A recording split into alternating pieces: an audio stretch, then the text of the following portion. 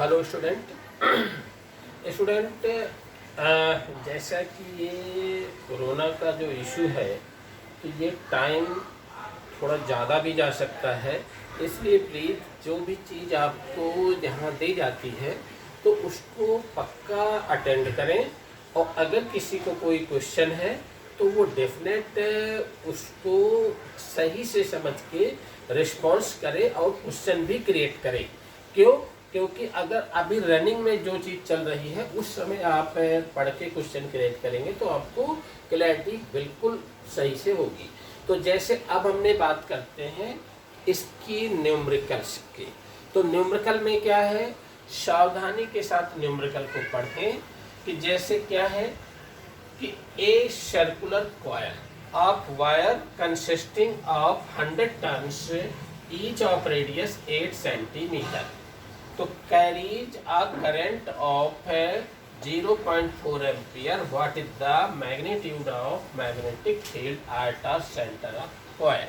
तो न्यूमेरिकल को पढ़ने से पहले आप ये देखें कि वो स्ट्रेट कंडक्टर है कि वो सर्कुलर कॉइल है, क्या चीज़ है, क्योंकि सभी के फॉर्मूले लगभग एक जैसे हैं पर उनमें सब में अंतर होता है। तो जैसे आपने इसे पढ़ा कि ये क्या है, सर्कुलर कॉइल है, इसका मतलब है कि आपको फॉर्मूला सर्कुलर कॉइल का यूज करना है। अब यहाँ पे गिवन क्या है, गिवन कितना है, कितने टर्न्स हैं कॉइल में, 100 टर्न्स है। तो आपने 100 टर्न्स n इक्वल टू 100 किया, रेडियस कितनी कह रहा, 8 सेंटीमीटर। अब ये रिमेंबर होना चाहिए कि सेंटीमीटर को मीटर में बनाना। अगर मीटर में दिया होता तो आपको नहीं चेंज करना था। तो 8 into 10 to the power -2 meter means 8 को 100 से डिवाइड करेंगे या 10 टू द पावर -2 से मल्टीप्लाई करेंगे। करंट ये 0.04 एम्पियर। तो देखिए इसमें नहीं बदलना है, हो सकता है करंट में कुछ वो घुमा फिरा कर देता, मिली एम्पियर कह देता। तो आपने 3 चीजें दिया है। क्वेश्चन क्या पूछ रहा है, मैग्नेटिक फील्ड।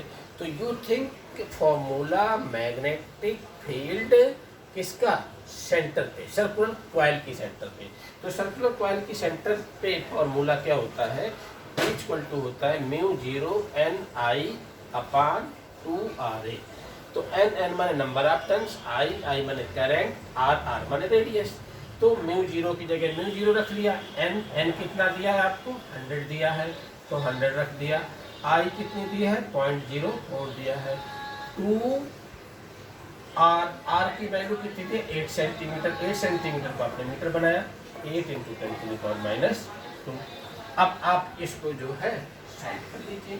जैसे आप μ0 की वैल्यू निकाल दे, जैसे μ0/4π आप जानते हो 10 टू द पावर -7 होता है। तो μ0 बराबर कितना हो जाएगा, 4π ऊपर चला गया, 4π 10 टू द पावर -7। तो μ0 की इसकी वैल्यू आपने ये रख लिया, इंटू 100 इंटू 0.04 और अपॉन 2a।